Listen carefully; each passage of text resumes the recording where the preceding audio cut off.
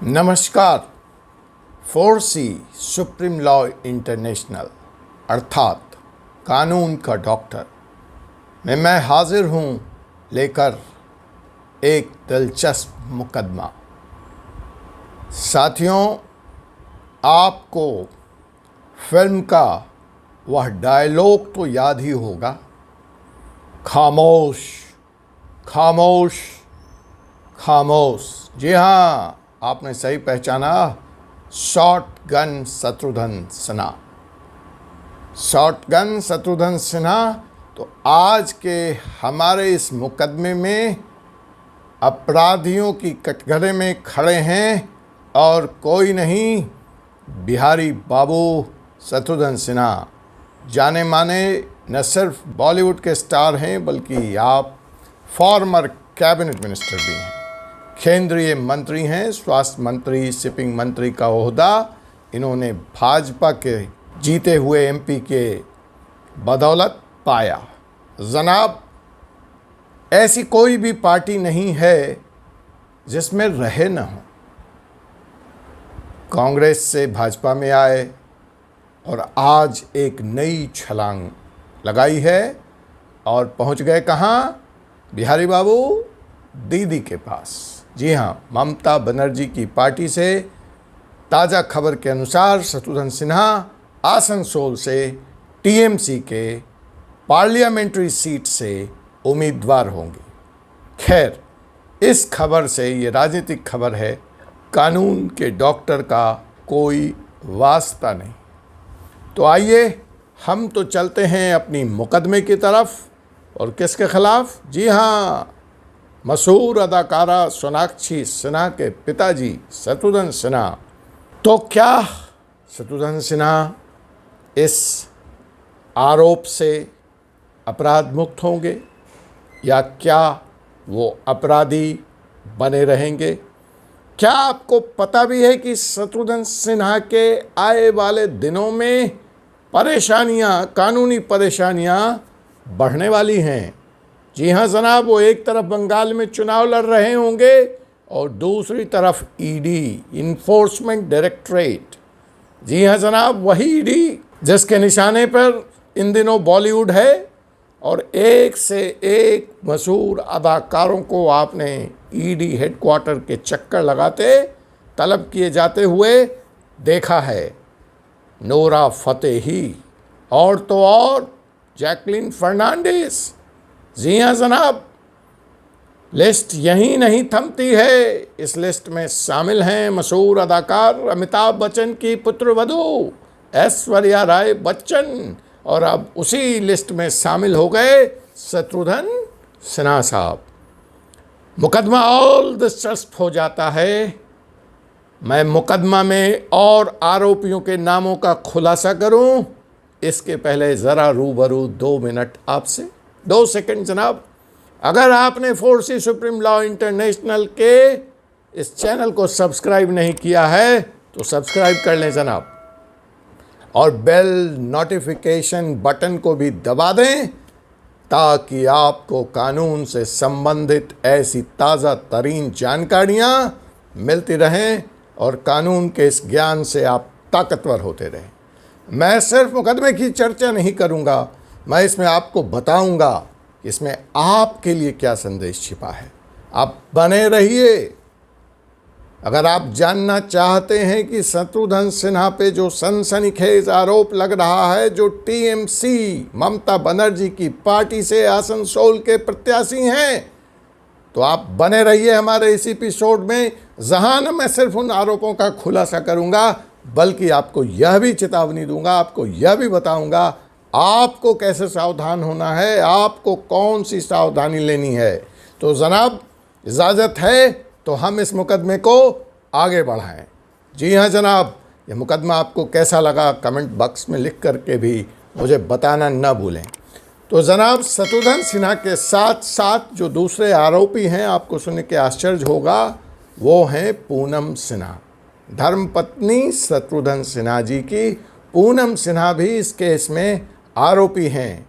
आरोपियों की फहरिस्त, आरोपियों की यह लिस्ट यही नहीं रुकती और इसमें नामजद किए गए हैं माननीय शत्रुघ्न सिन्हा जी के पुत्र लव सिन्हा साहब भी। तो ये 3 आरोपी हैं इस केस में, शत्रुघ्न सिन्हा, पूनम सिन्हा और लव सिन्हा। मुकदमा कहाँ है? ईडी में, इन्फोर्समेंट डायरेक्टरेट में। जी हाँ, मुकदमा है इन्फोर्समेंट डायरेक्टरेट में जनाब। तो मैं फिर से आपको बता दूं कि इसमें आरोपी हैं पूनम सिन्हा, शत्रुघ्न सिन्हा और उनके सुपुत्र लव सिन्हा। तो जनाब मुकदमा क्या है? मुकदमा ऑफ कोर्स मनी लॉन्ड्रिंग का है, जिस केस में ऐश्वर्या राय बच्चन, नोरा फतेही, जैक्वेलिन फर्नांडिस आदि लोग भी वो अलग अलग केसों में तलब किए गए। मेरा कहने का मतलब है कि इस वक्त बॉलीवुड निशाने पर है इन्फोर्समेंट डायरेक्टरेट के। आपके लिए क्या संदेश है? आप कहेंगे क्या बॉलीवुड, क्या ईडी, हमारा क्या लेना देना उनसे? जी है लेना देना। हर मुकदमे से आप कुछ सीख सकते हैं। क्या आप इंतज़ार करना चाहते हैं कि आपका एक्सीडेंट हो तब आप हेलमेट खरीदेंगे? क्या आप इंतज़ार करना चाहते हैं कि आपका एक्सीडेंट हो तभी आप सीख लेंगे? जनाब बुद्धिमानी तो है, हेलमेट लेके चलिए। दूसरे व्यक्ति का क्या एक्सीडेंट हुआ इसका अध्ययन कर लीजिए और वो सावधानियां लीजिए ताकि आप दुर्घटना से बच सकें। यही समझदारी है, यही बुद्धिमानी है। तो मुझे मालूम है जो आप यहाँ बने हुए हैं, मैं आपको रियल वैल्यू देने जा रहा हूँ, रियल कानून का ज्ञान देने जा रहा हूँ। यह तो बताने का तरीका है एक मुकदमे के बहाने, एक ताज़ा तरीन मामले को उठाकर। तो आप बने रहिए इसमें। आप देखिए आपको क्या मैं आज सिखाने वाला हूं और आपको सावधान करने वाला हूं। आप न सिर्फ जेल जाने से बचेंगे, अगर इस मुकदमे को आप ध्यान से सुन रहे हैं और अंतिम तक सुनेंगे तो न सिर्फ आप अपने जेल जाने से बचेंगे, अपने बच्चों को बचाएंगे, बल्कि अपने करोड़ों की संपत्ति को भी आप बचाएंगे। मुझे नहीं मालूम इस मुकदमे से शत्रुघ्न सिन्हा बड़ी होंगे नहीं बड़ी होंगे, वो ट्रायल का विषय है, वो ईडी का विषय है, छोड़ दीजिए उसको। हमें तो ये देखना है कि हम ऐसी गलतियां तो नहीं कर रहे। Am I clear? Okay, should I move? Okay, so let's move. तो आरोपी हैं, हमने आपको बता दिया, पति पत्नी, और उनका एक नाटक भी था शत्रुघ्न सिन्हा का, ध्यान होगा आपको। पति पत्नी और वो पूरे देश में घुमा करते थे वो करते हुए उसको। तो यहाँ पे पति पत्नी और वो में शामिल है उनका बेटा लव सिन्हा। तो जनाब मुकदमा क्या है? जनाब पुणे के एक साहब हैं, इनका नाम है संदीप दधाचे।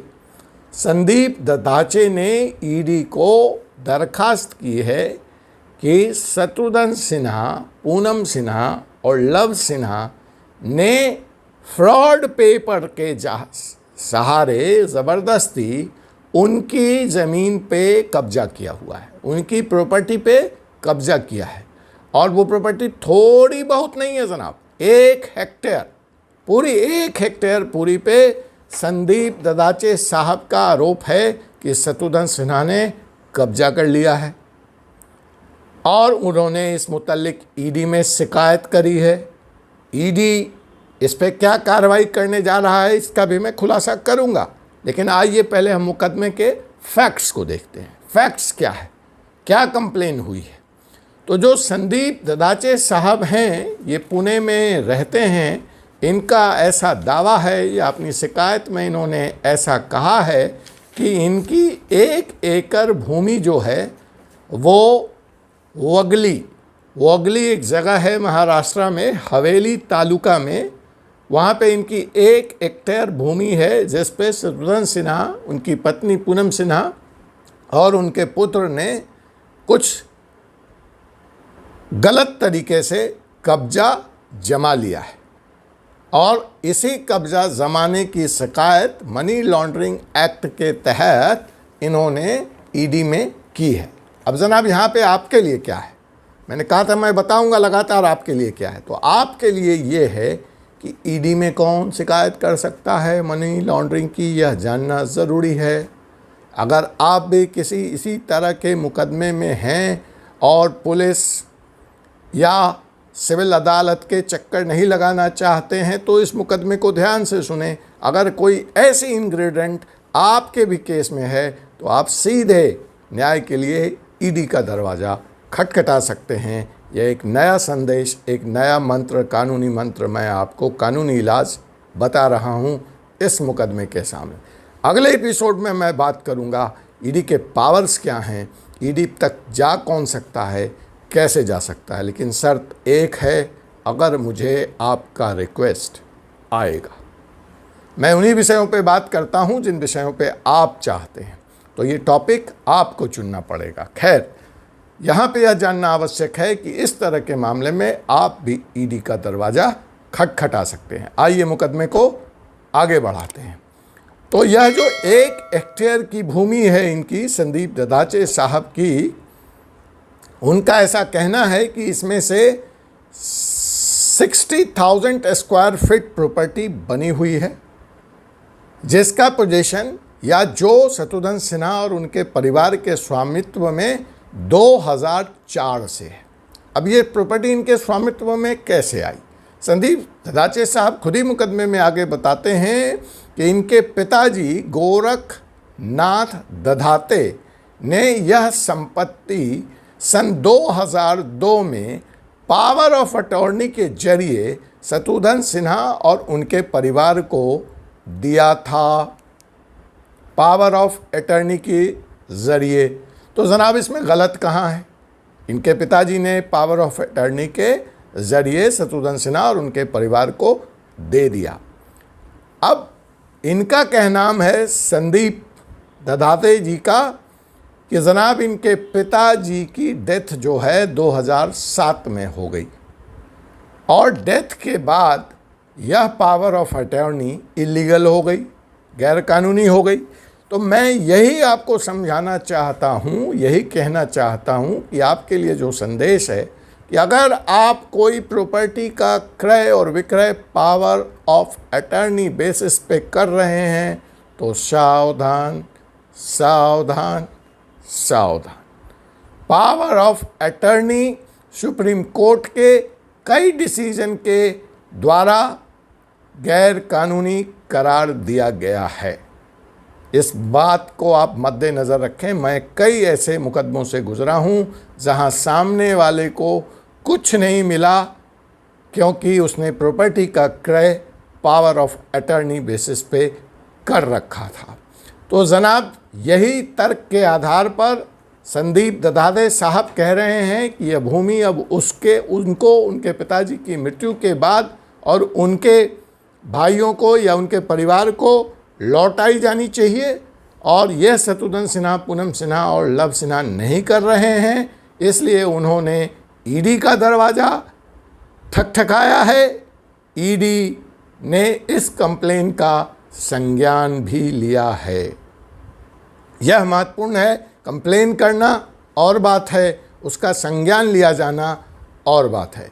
ईडी के सूत्र यह बता रहे हैं कि ईडी ने एक स्पेशल टीम इसके लिए बना दी है जो तमाम तथ्यों और तमाम बिंदुओं का, तमाम कागजातों का जांच कर रही है इस उद्देश्य के साथ कि क्या ऐसी स्थिति परिस्थिति में मनी लॉन्ड्रिंग एक्ट के तहत कोई मुकदमा बनता है या नहीं बनता है। तो आप इंतज़ार कीजिए अगले एपिसोड का, जिसमें आपको मैं बताऊंगा कि ईडी ने क्या कार्रवाई की। और इधर आप देखते रहिए न्यूज़ चैनल, जहां कल से सरगर्मी शुरू हो जाएगी बिहारी बाबू के प्रचार का। कोयलांचल में, आसनसोल में ममता बनर्जी की टिकट पर, कांग्रेस से भाजपा और अब भाजपा से ममता। मैं जय हो बिहारी बाबू। मैं हूं advocate doctor Ajay Kumar Pandey, Supreme Court of India. आप हमारे एपिसोड को यूं ही देखते रहें, हमारा उत्साह बढ़ाते रहें। आपसे मुलाकात होगी एक नए एपिसोड में, एक नए ऐसे ही दिलचस्प मुकदमे के साथ। तो जनाब फॉरवर्ड करना भी ना भूलें और अपना फीडबैक और कमेंट भी मुझे पहुंचाना ना भूलें। गुड नाइट, सबा खैर, शुभ रात्रि।